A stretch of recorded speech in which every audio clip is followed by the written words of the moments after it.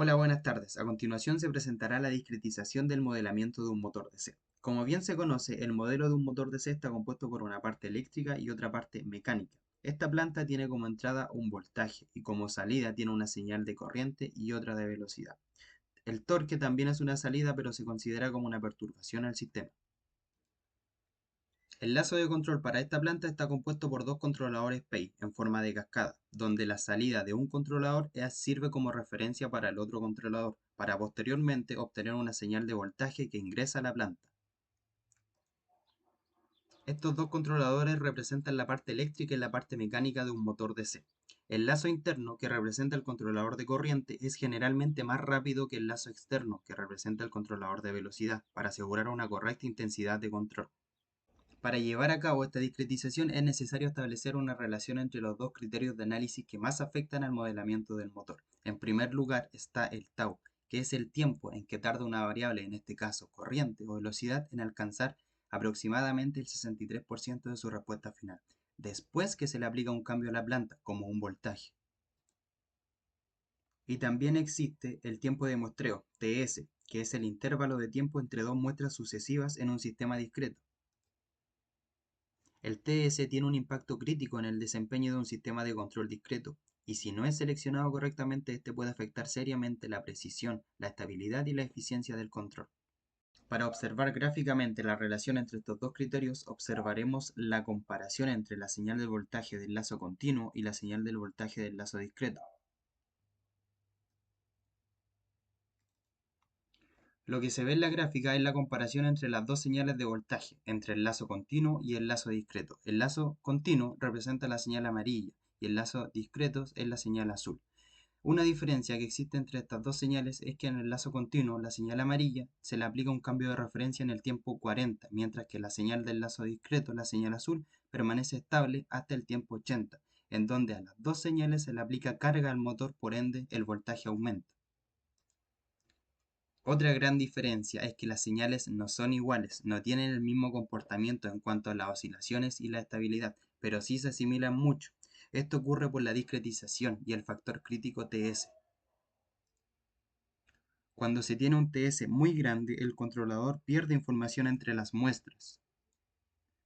En cambio, cuando el TS es pequeño, el controlador tiene una vista más completa de las variaciones del sistema y no se pierde información y se asimila más a un sistema continuo, que es lo que está ocurriendo en nuestro caso. Esta comparación se puede mostrar aumentando el TS y observaremos que la inestabilidad de la señal discreta será inminente. Aumentar el TS a un valor mayor del que está actualmente, observaremos que el sistema se hará automáticamente inestable.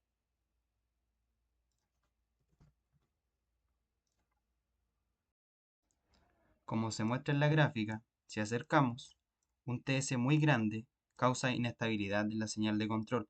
Con un TS de un segundo, solo se toman muestras cada un segundo para monitorear el comportamiento de la señal. Esto genera una pérdida de información entre las muestras, lo que lleva a un comportamiento inestable y afecta la precisión del control, especialmente en dinámicas rápidas como es la señal de voltaje de este motor. En consecuencia, el control se vuelve incapaz de responder adecuadamente a los cambios de señal. Lo que se recomienda es que el TS sea al menos 10 veces más rápido que la constante de tiempo más pequeña de todo el modelado.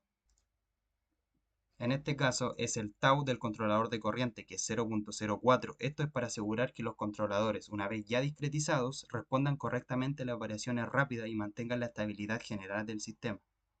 Por otro lado, es fundamental evitar que el motor se sobrecargue o que la corriente y el voltaje excedan los niveles seguros, ya que esto puede causar que el motor deje de responder o incluso se dañe. Para prevenir estos riesgos, es importante establecer límites de saturación en las salidas de los controladores, o en este caso, se establecieron dentro del mismo bloque PI. Estos límites definen valores máximos para la corriente y el voltaje que el controlador puede aplicar al motor, protegiéndolos de excesos.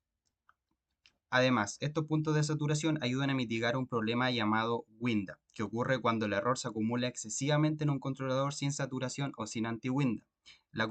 Esta acumulación de error podría llevar a un comportamiento inestable, que fue lo que ocurrió cuando aumenté el TS en el sistema discreto, el cual el sistema oscila entre errores positivos y negativos sin lograr estabilizarse. En este caso, los límites de saturación de corriente y voltaje se establecieron multiplicando los valores nominales tanto de corriente como voltaje por el factor de servicio que aparece en la placa del motor.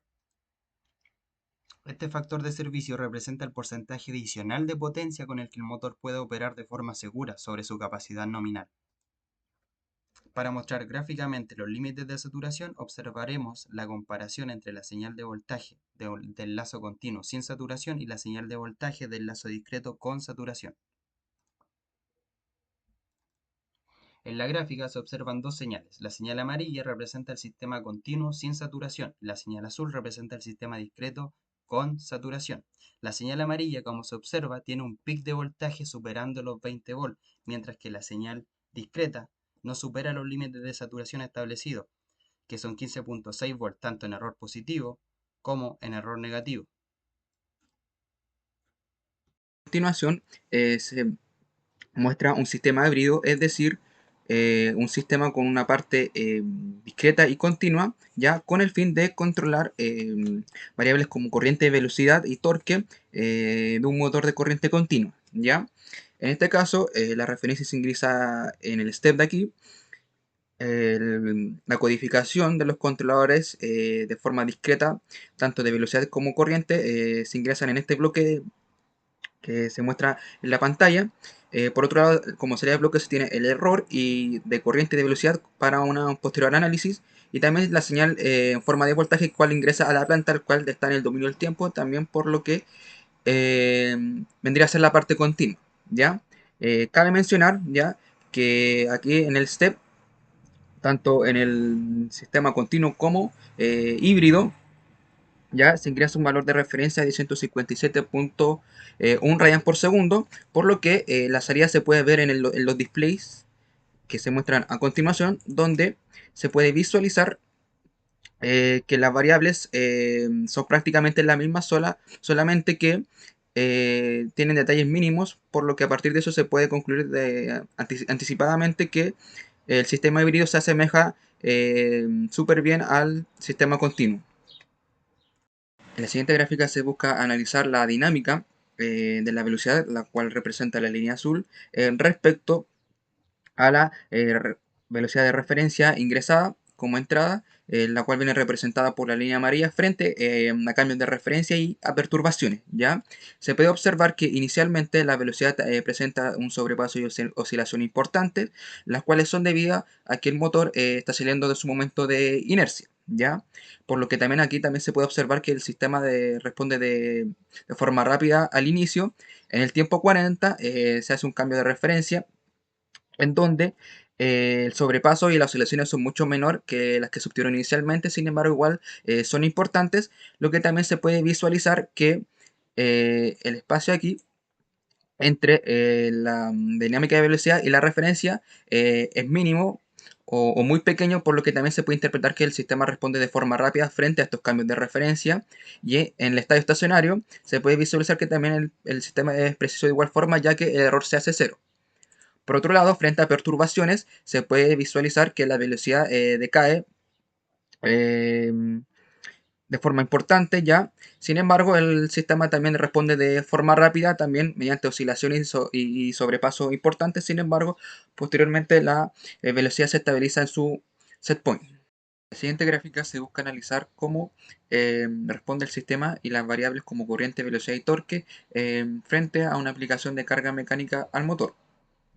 La primera gráfica muestra la dinámica de la corriente, la segunda gráfica la dinámica de velocidad y la tercera gráfica la dinámica del torque. Inicialmente se puede ver que la corriente tiene un sobrepaso importante, los cuales representan los picos de corriente que tiene el motor debido a que está saliendo de su momento de inercia. Ese sobrepaso también se puede ver en la dinámica de velocidad y torque. Cabe mencionar que la corriente también es directamente proporcional al torque. También por otro lado, del tiempo de 0 hasta 80, el motor se encuentra sin carga, ¿ya? Y en el tiempo 40 se hace un cambio de referencia de velocidad, ¿ya?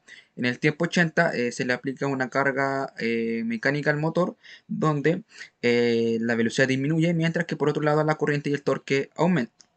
La aplicación de carga provoca una disminución en la velocidad, ya que el motor en ese instante no cuenta con la suficiente corriente ni torque para contrarrestar la perturbación, ¿ya?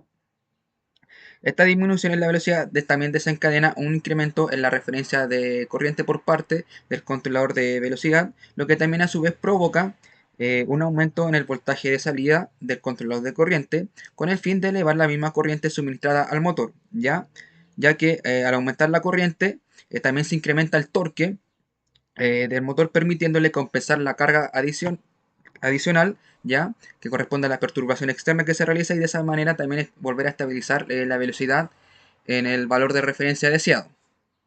En la siguiente gráfica ahora se busca analizar cómo responde la corriente, la velocidad y el torque frente a una disminución o reducción de carga mecánica del motor, ¿ya? La cual se realiza en el tiempo 80, ¿ya? En donde la reducción de carga también provoca un aumento en la velocidad, como se muestra gráficamente, ya que la resistencia que se oponía al giro del motor también disminuye, ¿ya? Esto también provoca una reducción en el voltaje de salida del controlador de corriente, ¿ya? Con el fin también de disminuir la corriente, como también se muestra en la gráfica, ¿ya? Y por lo tanto, al disminuir la corriente también se reduce el torque, también como se muestra gráficamente, ayudando también a estabilizar la velocidad ya en el valor de referencia deseado. En la siguiente gráfica se busca analizar el comportamiento del error de cada controlador, em, relacionándolo con las variables de proceso como velocidad y corriente. ¿Ya? La primera gráfica muestra la línea negra, la dinámica de la corriente, y la línea naranja, el error de la corriente, donde se puede visualizar que se hace cero mucho antes de que la corriente se estabilice. ¿Ya? Esto puede ser debido a varios factores, como a la parte integral del controlador, o también a que este controlador realiza ajustes de señal mucho más antes o rápidos, ¿ya? De que la corriente se establezca físicamente, ¿ya? Donde también aquí corre, eh, se establece el cambio de referencia en el tiempo 40, y también el aumento de la carga, ¿ya? Por otro lado, acá en la segunda gráfica se puede visualizar la línea naranja, la dinámica de la velocidad, y la línea negra, la dinámica del el error de la velocidad, donde sí puedes visualizar que son muy similares. Sin embargo, estas gráficas, estas curvas están invertidas. Ya, sin embargo, presentan un comportamiento muy similar.